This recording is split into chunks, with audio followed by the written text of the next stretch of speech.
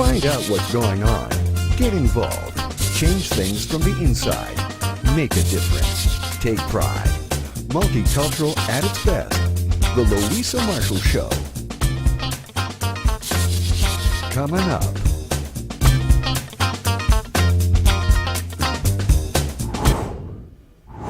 Today, all new Simply the Best. Get inspired. Songs with purpose. He describes his music simply as songs with purpose. Music should have no boundaries. It should be universal. From R&B to gospel, Vancouver-based vocalist Warren Dean Flandez has rediscovered his gospel roots, has started inspiring people with his album Eternally Grateful and his latest album Speak. The first single features popular Riverdale's Archie actor KJ Apa on lead guitar.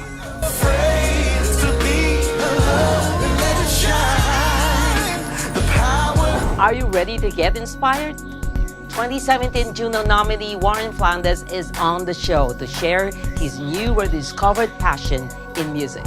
I was just inspired to do it, and I really felt called to do it. So that made it easy in that sense. I didn't really care if people accepted it or not. It was just something for me. All these coming up.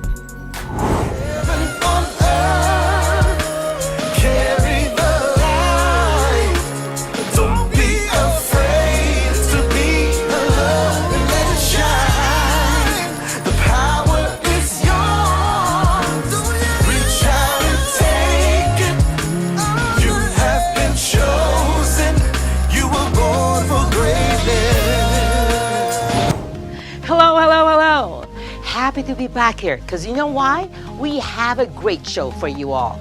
So awesome to have a Simply the Best moment with one of our amazing Filipino-Canadian talents. Get ready to be inspired. CCM Magazine says Warren Dean Flandez is sure to knock you off your feet with his wide vocal range and killer beats, some of the best music. The Journal of Gospel says, blend the tricked Haddon with Farrell and you get Warren Dean Flandez. His brand of eclecticism with a solid spiritual foundation is what the gospel world needs now. Born in Yellowknife, raised in Vancouver, at age 15, Warren became a lead singer for a soul gospel choir. With a critically acclaimed R&B album Vintage Love in 2011, Warren decided to go back to his roots and rediscovered his love for gospel music, describing it music with purpose. With multi-awards such as 2017 Juno nominee Contemporary Christian Gospel Album of the Year, 2017 GMA Covenant Award winner Gospel Song of the Year, to name a few. Warren's Eternally Grateful album debuted number 2 on the iTunes Inspirational Chart Top 100. Today, Warren's new album Speak debuted at number 1 on the iTunes Inspirational Charts and number 20 on the overall Top 100. We're taking you all to Studio Cloud 30 with Warren Dean Flandez. How cool is that? Take a look. Wow, we're sitting down finally here with Warren since our interview way back 2011. Yes, it was a long time ago. That's a long time ago. It seems like a long time ago. You anyway. were ignoring me. No, I wasn't ignoring you. No, I know you were busy. You were so busy. During that time, you had your Vintage Love, right? Your Yes. Vintage Love Yeah. album, and then you got married. Yes. And then you had A son. a son. Yes. He's still a baby, right? Yeah, he's 16 months old. 16 months old. Mhm. Wow. And not to forget that you had this Studio Cloud 30, and you Yes. have two Yeah. branches. We have 2 locations right Two now. locations. With a third on the way. With, with a third on the way. And then you were nominated for Juno. Yes. Ah! Last Juno year. Awards last year, and now you just released a new album. But in between, you're so crazy. You were touring. Were you in Calgary or Edmonton or? Yeah, we were just at the No Greater Love Festival, just kind of in between Calgary and Banff. Yeah, big festival. You've been so busy. We wanted to interview you last week, but you were still in Toronto. Yeah. So how's that? going for you? It's been good. I've been really kind of overwhelmed in a good way though. The album came out on November 6th and it debuted #1 on the iTunes charts for under the inspirational charts, and it also debuted at number 20 on the overall iTunes mainstream charts as well. So I wasn't expecting that, and so I was really humbled to be kind of included and also just overwhelmed by the response. It was a really positive response to the music. The album is only available right now in Canada, and we're planning a worldwide release in the new year. So how do you juggle from your duties as a dad to Warren, the artist? You know, I feel like I've aged like 50 years since my son was born. It's the most incredible feeling, but it's also extremely exhausting. I don't think people, life doesn't really fully prepare you for that, but it is amazing. Such an amazing experience, and I don't even remember life before my son, which is really incredible. But you know, I'm really fortunate to have an amazing wife who's super supportive. She actually, on mat leave, when she was on mat leave, she did her MBA while she was on mat leave. So actually, I was with my son for that first little bit during the day while she was at school, and we just, you know, our whole kind of relationship with my wife has been really spontaneous and really, it's one of the things that I love about her, and that we kind of, you know, we're a unit, we're a team, and we kind of tackle everything together. So this studio, you know, was founded by her and I, and yeah, we just kind of move forward with each project together, and we kind of take the good with the bad. But she always says that I'm like, you know, addicted to stress, because I'm always looking for new things to do, new projects, one more thing to take on, right? So I don't want to admit that, but that I'm addicted to stress too. Right. But that's a it's good to be busy. My It's good to be first busy. time to hear that. Yeah. Did your wife say that to you? She said that to me. I think it's because when we go on vacation, I tend to have a hard time just relaxing. I always want to be, you know. So yeah, sometimes I just need to kind of unplug and recharge. And life happens, and how everything just happens at once. So, and when it happens. So, you know, when I'm doing the most traveling is now when we have a child. So it you know, we just kind of take it as it comes. Talking about your music, Yes. from R&B to gospel, how challenging is this for you as an artist? It was interesting because I made the switch for personal reasons. So it was something that I really felt called to do, and you know, I grew up singing in a gospel choir, and I always felt at home when I was singing that type of music, you know, faith-based music.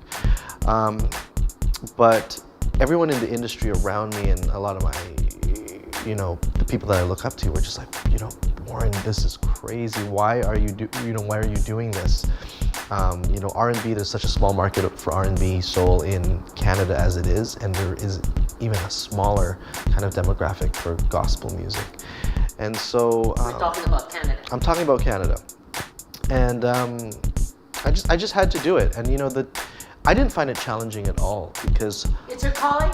it's my calling, and I ended up just it was the first time that I was able to do something for me and the way I wanted to do it. So I think that was very different. You know, Vintage Love was definitely something that I did for me as well, but there was always this concern of like how to make it marketable, how will it fit in, you know, fit. And this time around with Eternally Grateful, which was the last album I did, first kind of gospel album, that one... That was last year. That was last year. Yes. That one I just, you know, I was just inspired to do it, and I really felt called to do it. So that made it easy in that sense. I didn't really care if people accepted it or not. It was just something for me, and that's when I noticed that things started happening around me. Was when I kind of was able to let go of that, and I think it's because I was just, you know, displaying my authentic self. I think that's really, really important. And I have an amazing production partner named Jamie Cuse, and I mean, like, he really is a producer. But it is a team effort. It's a collaborative effort. You know, we co-wrote the songs with my good friends Carolyn Hayes, Adam Stanton, Johnny Tobin. Like it's a collective of friends. So I think the difference between this and maybe what happens in mainstream music is that I didn't branch out to try and like write with, you know, the top writers, and which would be incredible, but they don't know my story, they don't know my journey, and they don't have a personal connection to me. So there's something really special to write with people who know you and know what you're about. We'll be back with Warren on Riverdale star KJ Apa. Don't go away.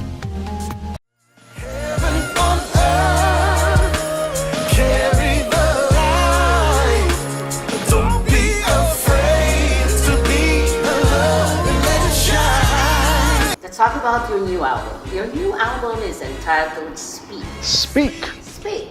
How personal is Speak to you? Speak is really personal. In this album, I talk about a lot of different things: the good, the bad, the fight, the struggle. You know, the forces around us that prevent us from being authentic or being just being happy. And you know, I'm guilty of that. I think we all are guilty of that. And I think that we really need to just stand up for each other and project positivity and lift each other up. I think that, you know, we live in a society where everyone's trying to bring each other down. Everyone's trying to find reasons to discredit people, to put them down, to you know, bring them down to make themselves feel higher. And I think it's really sad, and I think it stems from a number of different things. You know, number one is just insecurity, because everyone's just on this quest to like be accepted. You know, not necessarily to be superior, maybe to be superior, but to be accepted. And so, you know, the first track, the first single out is a song called Born for Greatness. And it features KJ Apa, who's an amazing actor, but also an amazing musician. That song is a call to action for people to kind of realize their potential. You know, when I first started writing this song, it was with my friend Johnny Tobin, and he was just on the piano, and I have the voice note still saved, and I called it the voice note Noble Song, which is the name of my son. And it then since evolved. I got together with Adam and Carolyn, and it evolved into something much greater, which was Born for Greatness. But really, the intent of it was like, what would I say to my son to encourage him to be his authentic self and to find a path that is true to him. And so that was Born for Greatness, and that's how that song came to be. KJ Apa. KJ Apa. Yeah, that's pretty cool. How did that go? Well, I mentioned Jamie, who is my production partner. He does a lot of work for Riverdale and with the recording for the show Riverdale, and KJ, he just asked KJ if he wanted to be on the song, and KJ came into the studio one day, and it just happened. It was really a magical Did he sing moment. Or did he He plays the guitar. Guitar? Yeah. He threw down the most amazing guitar solo on the song, and yeah, I was just felt so blessed to have him on there, because you know, that really just expanded the reach of the message just by having him, you know, there. And yeah, just a great guy and an overall talented individual. Why is it important for you to create music with a purpose? I think it's important because music should have no boundaries. It should be universal, and everyone should be able to get something from it, that, you know, regardless of, you know, their race, their color, their religion, whatever, you know, all walks of life. I wanted to create something that everyone could appreciate. I was actually on an interview at a radio station in Toronto, and the host said to me, you know what, Warren, I'm an atheist, but I love your music, I can't stop listening to it. And that to me really spoke to me, because Even though, you know, I'm a gospel artist and I create faith-based music, it doesn't mean that I need to restrict who can appreciate my music and who can get something out of it and who it speaks to. And so I think that was really important to me, was, you know, it was kind of like an aha moment that made me realize, like, you know, I want to create music with purpose. And whatever that purpose may be, as long as it reaches you know, those people, then I'm happy. Then I've, you know, fulfilled what I was supposed to do. What inspires you? My family inspires me, people around me, my friends, just kind of everything. It'll be interesting, you know. I've written songs, you know, just kind of walking down the street and just kind of witnessing something or seeing something, and it just makes me realize that, you know, it just sparks some sort of creativity within me, and then, you know, I want to, you know, tell that story. Well, right now, my past material is on all platforms. So all streaming and digital platforms, and my current single is on all platforms as well. Born for Greatness is on Spotify and Tidal and Apple Music and whatnot. And then the album right now is only available on iTunes Canada, but it will be available shortly. The new worldwide. album? Yes. There's so many. Spotify, what is the other one? Tidal, yeah. Google Play, Amazon, Amazon. Deezer. There's so many. So you don't have a reason for not finding Warren songs. They're all over the place. They're all over the place. So, what's next for you? Well, I'm going to be touring, and I'm going to be doing some shows. Coming up, I'm going to be in Toronto again, just doing some television Appearances? things. Yeah, Yeah, cool. And then December 16th and 17th, I'm at Queen Elizabeth Theatre for the Coastal Grand Service. I'll be one of their guests there. And then it's the GMA, the Gospel Music Association Covenant Awards in Edmonton this year in January. And I will be there as well. And yeah, hopefully just, you know, promoting the album and gearing up for the worldwide release. How did you feel when your second album is nominated for a Juno for Contemporary Christian Gospel Album of the Year? It was an unforgettable experience being in Ottawa for the Junos, and yeah, I just feel so humbled and so blessed to have been included. So proud of you. Thank you. Thank you. What can you say to all the other young artists? What can you say to them? Ah, geez. How do they keep pushing and you know and making their dreams into a reality? Well, to all the young artists out there, you know, first and foremost, I would say, don't lose who you are at the end of the day. I think it's really important to maintain your values, your core values, and then also just focus a lot on self-care. I think a lot of, not just artists, but people in general, lose the fact that they need to take care of themselves in order to be able to be the best that they can be. And that's something that I've really struggled with, and it's something that I'm doing more and more of, and I find that doors open. Lastly, just be persistent and keep plugging away. It's the only thing. If you love it, it won't be a problem to just keep doing it. If you love it, it won't be a problem. Just keep doing it. That's amazing. Warren, thank you so much. Thank you. Now you gotta show us your Studio Cloud 30. This is Studio Cloud 30. Yes, we are here. Hey everyone, my name is Warren Flandez, and welcome to Studio Cloud 30. I'd love to show you around. Let's do it. Okay. There's not much to it. It's beautiful. So here at Studio Cloud 30, we do all sorts of lessons, artist development. We do voice lessons, voiceover, acting, piano, drums, guitar, songwriting, you name it. And yeah, so this is our main room. that we use to rent out for various different things. We have rehearsals here, different functions. Yeah. And these are our 2 custom Studio Cloud 30 pianos that we're really proud of. There's only 2 of them in the world, and they're here. Nice! And this is our lesson rooms. So this is Studio C, where we do a lot of songwriting lessons and vocal lessons. This over here is Studio B, which is a piano studio. We have an awesome teacher, Victoria, and another awesome teacher, Josh, who teach out of this room. And this over here is Studio A, where we have our vocal booth.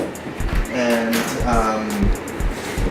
yeah, we do a lot of coaching and voice lessons and whatnot. Yeah. Do you do coaching and producing? Yes, we do. I've taken a step back from the studio a couple years ago just because of the birth of my son. And so unfortunately I'm not here as often, but we have a team of like amazing instructors that yeah, if you're looking for anything like that, voice lessons, want to learn how to sing, want to be the next, Beyonce, come here, come to Studio Cloud 30.